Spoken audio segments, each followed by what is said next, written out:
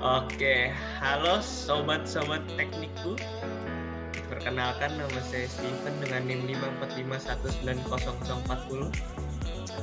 Hai netizen, kenalin nama saya Leonardo Gusenia dengan NIM 545190043. Halo, nama saya Chandra Wijaya dengan NIM 5451946. Oke, hari ini mungkin kita bakal bahas tentang otomasi di sektor pertanian gak sih? Tapi ini kita mau take video wasnya masih online aja nih, nggak mau ngumpul, kan PPKM udah rendah, udah boleh ngumpul-ngumpul. Benar juga.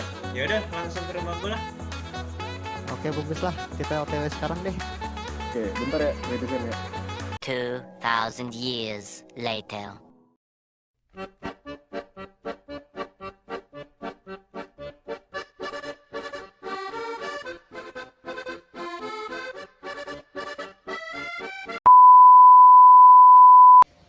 Jadi netizen, kita udah ngumpul bertiga nih sekarang. Yoi.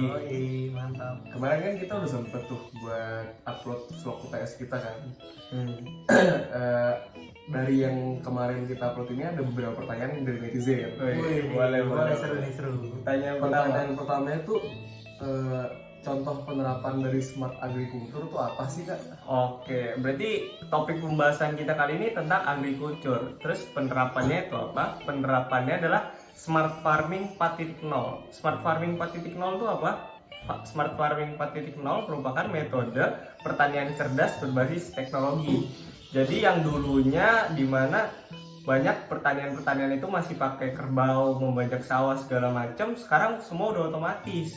Nah, teknologinya tuh apa aja sih? Teknologinya itu seperti satu, drone sprayer. Drone sprayer itu misalkan jadi semuanya sudah otomatis di mana penyemprotan pestisida atau pupuk-pupuk itu udah pakai drone. Jadi semuanya udah optimal lah. Yang kedua itu apa? Yang kedua adalah drone surveillance. Jadi pemetaan sawah juga semua udah otomatis.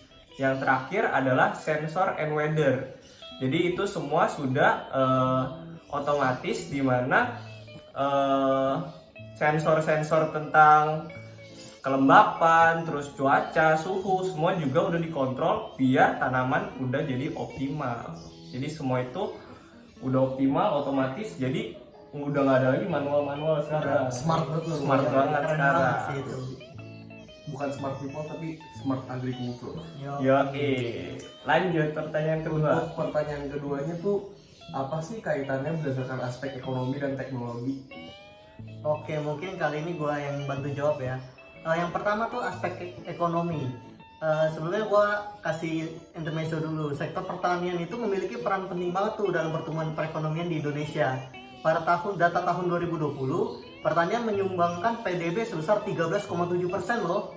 Yang terbesar kedua setelah sektor manufaktur. Nah, oleh karena itu penerapan ini membantu meningkatkan pertumbuhan ekonomi di Indonesia karena sistem smart farming ini dapat meningkatkan produktivitas pertanian secara signifikan. Nah, selain itu juga baik dari segi produktivitas maupun berkelanjutan. Smart farming ini pada dasarnya menerapkan teknologi yang tepat guna untuk proses bisnis pertanian sehingga menghasilkan produk yang maksimal tapi dengan biaya produksi yang minimal. Nah, selanjutnya mungkin tadi aspek Teknologi yang terakhir. teknologi. Oke, aspek teknologi untuk intermezzonya nih.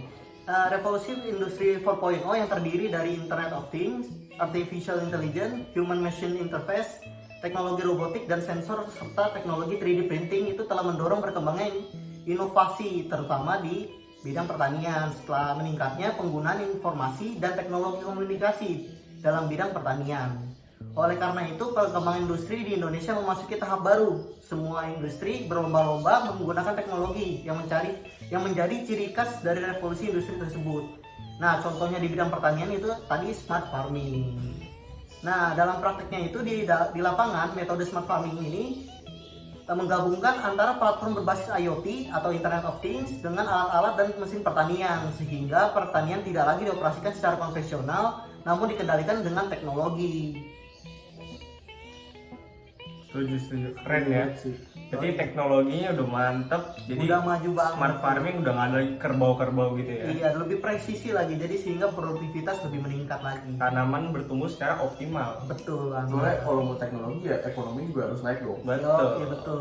Lanjut. Untuk pertanyaan ketiga nih, mau nanya dong Kak, plus minus dari smart agriculture itu apa sih Kak?